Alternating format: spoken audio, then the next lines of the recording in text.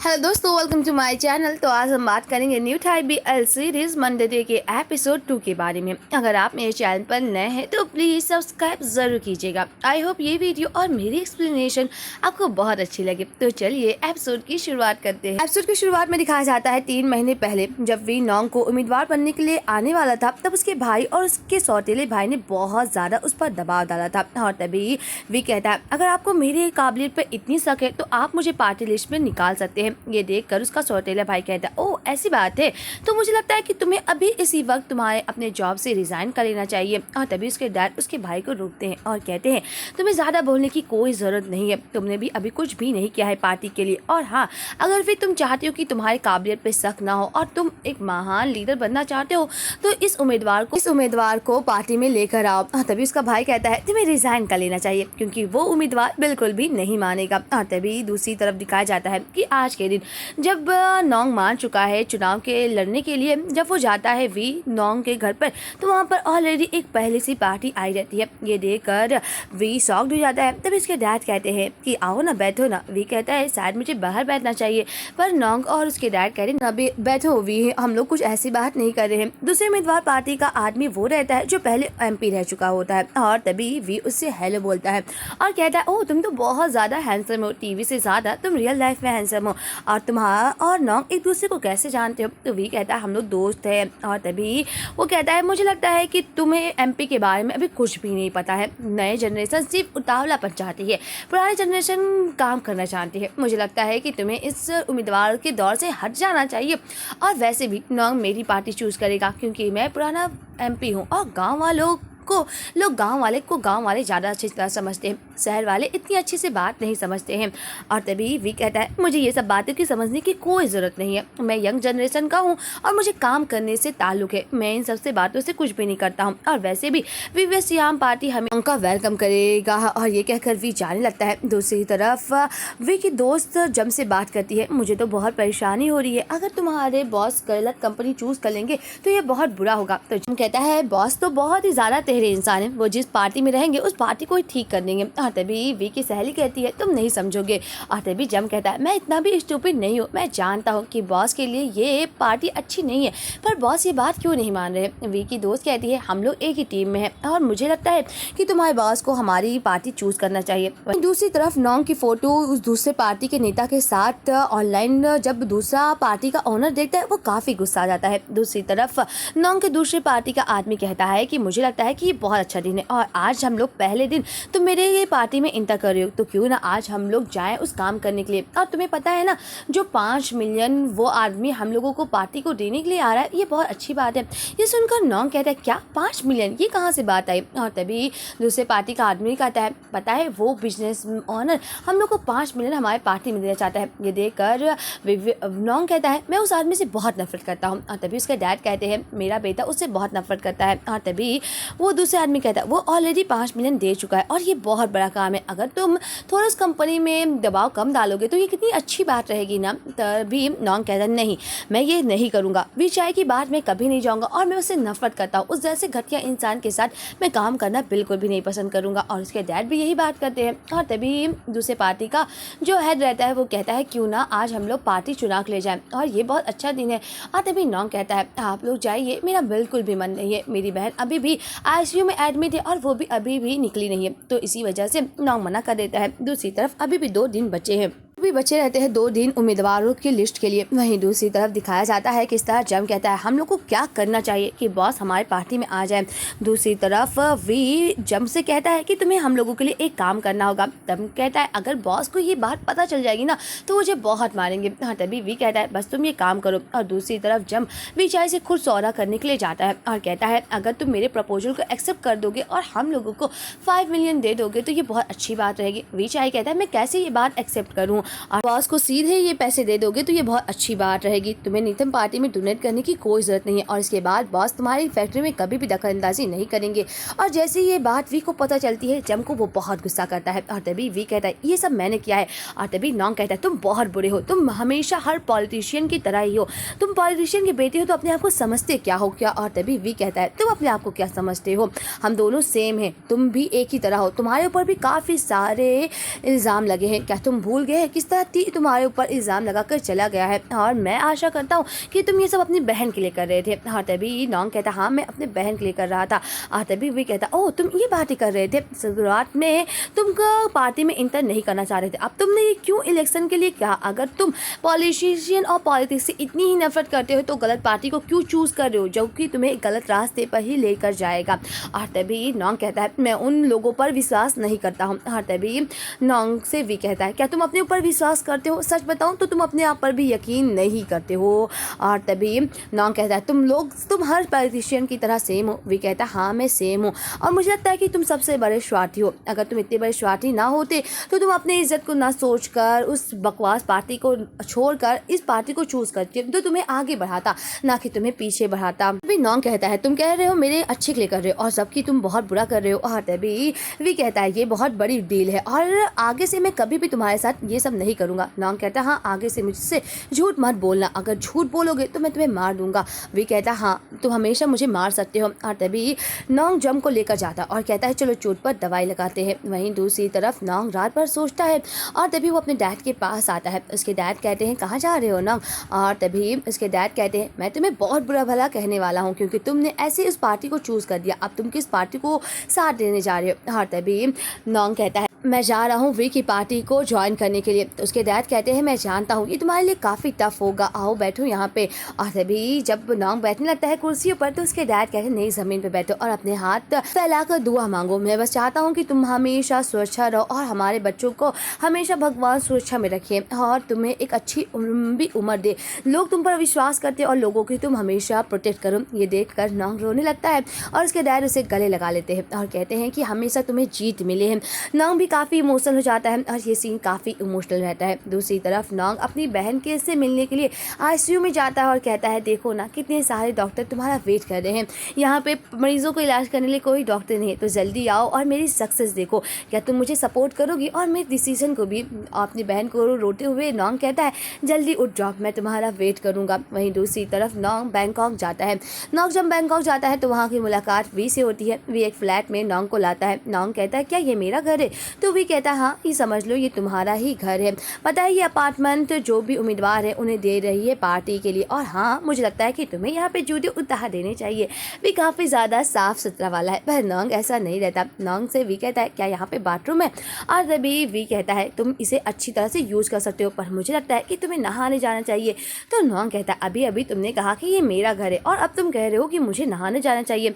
तो वी कहता है कि तुम्हें घर तो है पर अभी भी तुम्हारा इंटरव्यू होगा और जब तक मेरी पार्टी तुम्हें उम्मीदवार के लिए अप्रूव नहीं कर देगी तब तक तुम इसे अपना घर नहीं समझ सकते हो और इसीलिए तुम्हें नहाना जाना होगा और सबसे पहले सिर्फ मेरे डैड के साथ तुम्हारा इंटरव्यू होगा और मेरे डैड ही तुम्हें अप्रूव करेंगे। और तभी नॉन्ग कहता है वैसे मुझे भूख लगी है, खाने में क्या है? और तभी वी कहता है कि तुम मुझे बताओ मैं फ़ूड ऑर्डर कर देता हूँ। नॉन्ग कहता है मैं बहुत दिन बाद बैंकॉक लाया हूँ, यहाँ के लोग और यहाँ की बिल्डिंग काफ़ी चेंज हो गई है, मुझे एक जगह से खाना खाना है, मालूम नहीं वो यहाँ पे होगा या नहीं। वी कहता है मुझे बताओ मैं फ़ूड ऑर्डर कर दूंगा डिलीवरी ऐप से। और तभी नॉन्ग कहता है इससे अच्छा मैं खुद ही नहा लूँ, वैसे जंप और निक कब आएंगे? और तभी वी कहता है कि सब वो हम लोगों के लिए काम कलेक्ट करें और जैसे वो लोगों का होगा वो बैंकॉक हम लोग के साथ आ जाएंगे। और तभी नॉन्ग कहता है ओ बैंकॉक काफ़ी ज़्यादा गर्मी है। और जब नॉन्ग जाने लगता है तो वी कहता है अपने कपड़े उतारकर बास्केट में डाल दो। नॉन्ग कहाँ डालने वाला था पर भी अपनी आंखों को दिखाता है और नॉन्ग अपने कपड़ों को बास्केट में डाल देता है। दूसरी तरफ जब नॉन्ग नहाने लगता है तो वी से बोलता है कि ये बोटल्स कौन से? नॉन्ग कहता है तुम नहा रहे हो, मुझे क्यों बुला रहे हो और क्या तुमने तौलिया पहना है? तो नॉन्ग कहता है हाँ मैंने तौलिया बांधा है। वी कहता है अगर खुल गई तो? और तभी नॉन्ग की तौलिया खुल जाती है।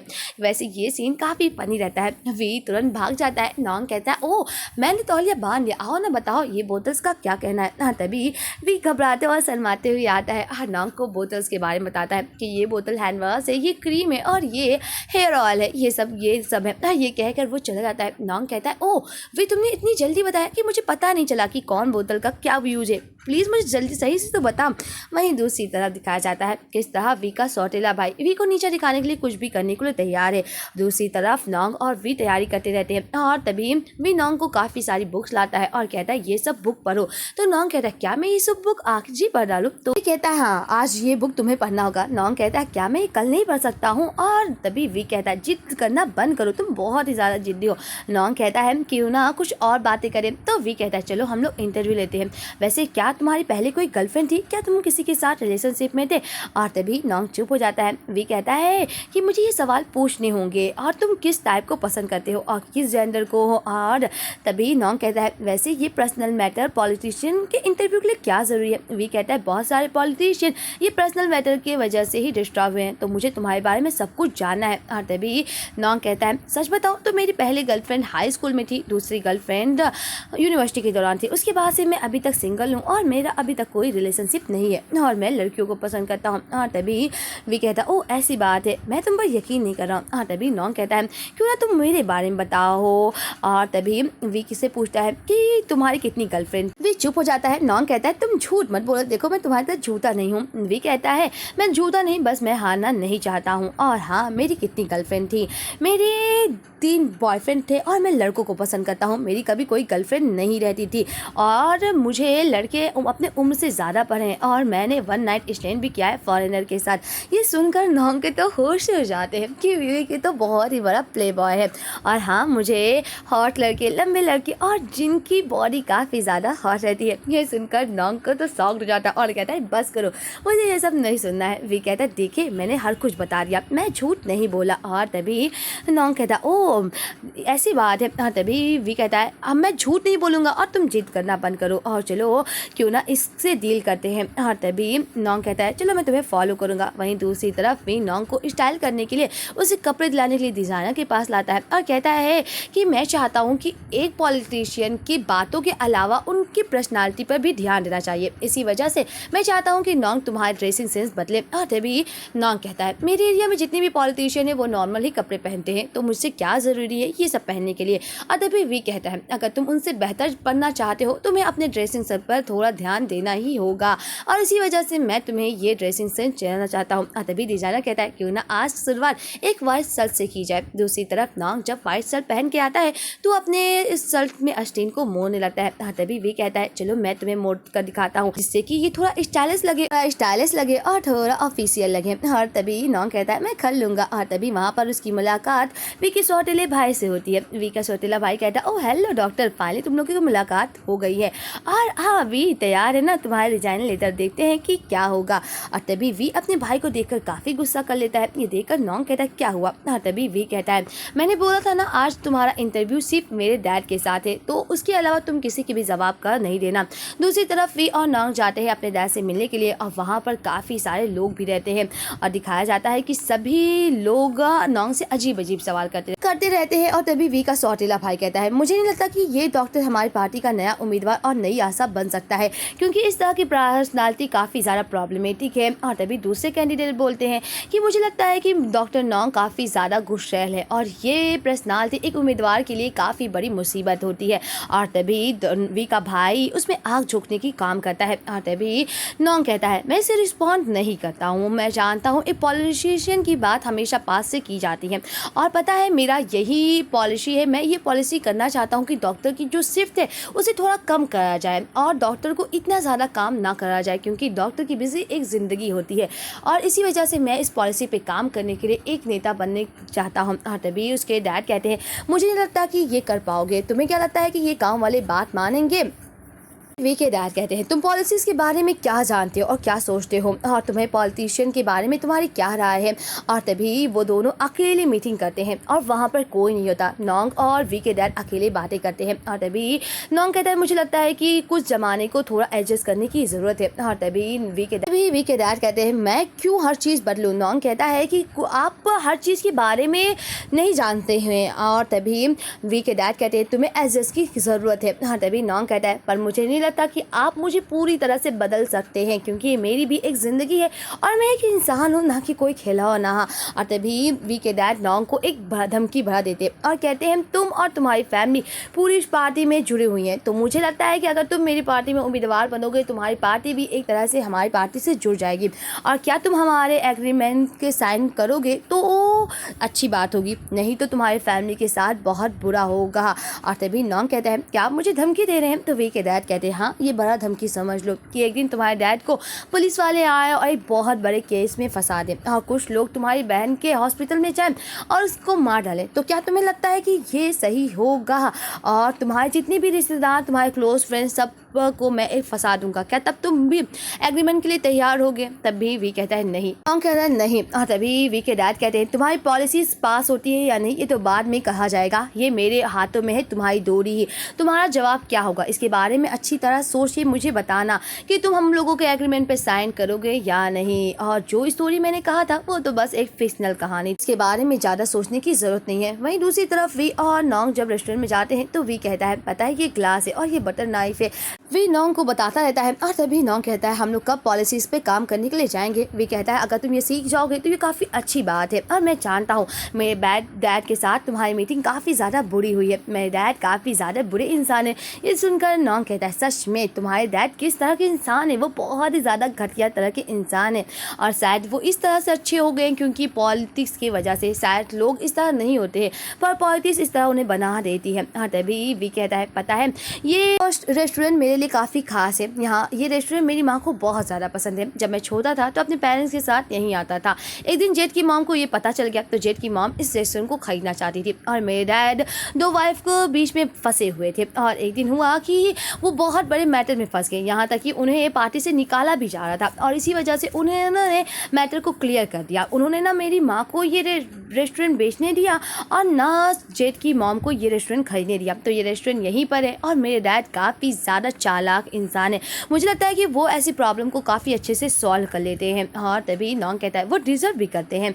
और तभी वी कहता है चलो हम लोग सर दर्द के बनाए कुछ और खाते हैं, और मैं जानता हूँ कि मेरे डैड को सिर्फ एक सही जवाब नहीं बल्कि एक बेहतर जवाब चाहिए जो उनको बस मन को चुका दे। कभी कभी आपको सही जवाब सुनने नहीं चाहते, आप एक बेहतर जवाब सुनना चाहते हैं, तो चलो साथ में इस इरा को बदलते हैं। वी नॉन्ग से एक हाथ मांगता है, और तभी दूसरी तरफ दिखाया जाता है किस तरह वी के अपने डिज़ाइनर के पास आता है और कहता है मुझे लगता है कि हम लोगों को और सारे कपड़े को ट्राई करना चाहिए। और तभी उसका डिज़ाइनर कहता है मुझे लगता है कि कैरेक्टर की तरह उसके कपड़े को भी डिज़ाइन करने की ज़रूरत है। वहीं दूसरी तरफ वी कहता है तुम किस तरह डैड के सामने अपनी स्पीच रखोगे, तुम किस तरह तुम्हारी पॉलिसीज़ है और तुम किस तरह अपनी बातों को रखोगे।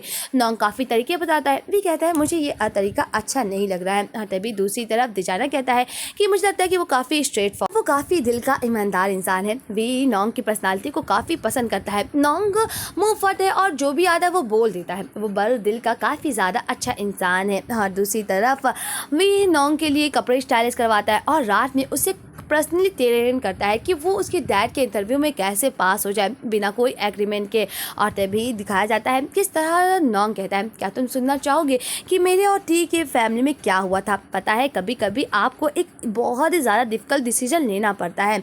और तभी नॉन्ग बताता है कि पता है एक रात इमरजेंसी रूम में मैं अकेला डॉक्टर था, तभी टी के डैड आते हैं जिन्हें बहुत ज़्यादा चोट लगी थी, मैं अकेला डॉक्टर इलाज कर रहा था। तभी मेरे डैड आते हैं जो मेरे टी के डैड के साथ ही उनका एक्सीडेंट हुआ था। मेरे डैड की हालत काफ़ी ज़्यादा गंभीर थी और मेरे पास बहुत ही ज़्यादा टफ डिसीजन था, मैं डिसीजन कौन लूँ कि मैं अपने डैड को बचाऊँ या टी के डैड को। तब ने मैंने डिसीजन लिया कि मैं अपने डैड को बचाऊँगा क्योंकि मेरे डैड की बचने की चांस ज़्यादा थी और ना कि टी के डैड की।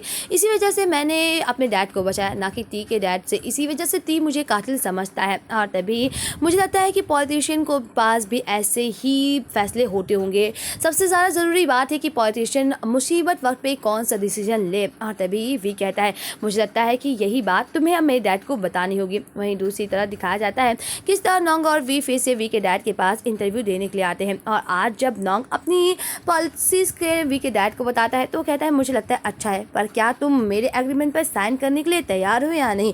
तब भी नोंग का जवाब ना रहता है और कहता है नोंग नहीं, मुझे लगता है कि मैं ये नहीं करूँगा, आप चाहे मुझे जितना भी डराएं और धमकाएं, क्योंकि मैंने एक डॉक्टर हूँ और डॉक्टर ज़िंदगी में बहुत सारे टफ डिसीजन लेता है। इससे ज़्यादा मेरी ज़िंदगी में टफ डिसीजन आ गए हैं, तो मुझे नहीं लगता कि मैं आपके एग्रीमेंट और आपसे डरने वाला हूँ। नोंग आज डरता नहीं और कहता है अगर मैं साइन करूँ या नहीं करूँ आप पे डिसीजन है, और क्या पता आप मुझे फ्यूचर में और डराने के लिए और चीज़ें करें, तो इसीलिए मैं आपके दो हाथों में अपनी डोर कभी भी नहीं दूंगा। दूसरी बात रहती है कि पॉलिसीज़ के बारे में। नोंग कहता है दूसरी बात पॉलिसीज़ की रही तो इंसानियों की तरह डॉक्टर की भी ज़िंदगी होती है।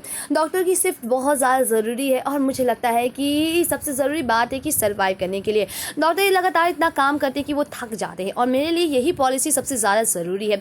ये सुनकर वी के डैड काफ़ी इम्प्रेस होते हैं कि नोंग डरने वालों में से नहीं है, और वो कहते हैं ये काफ़ी अच्छा जवाब है। नोंग काफ़ी इम्प्रेस होता है और वी भी काफ़ी इम्प्रेस हो जाता है, और तभी नोंग के डैड खड़े होते हैं और कहते हैं स्वागत है मेरी पार्टी में, तुम उम्मीदवार के लिए सेलेक्ट होते हैं। और वी और नोंग काफ़ी ज़्यादा खुश हो जाते हैं, क्योंकि वी यही चाहता था कि नोंग एक सही जवाब दे, ना कि एक करेक्ट जवाब। वहीं दूसरी तरफ दिखाया जाता है किस तरह नी और जंप भी आ जाते हैं, और आज इन लोगों का फोटोशूट रहता है और सभी लोग बातें करते रहते हैं। और तभी दूसरे डिजाइनर कहते हैं मुझे लगता है कि नोंग तुम्हें अब दूसरे कपड़े भी ट्राई करने चाहिए।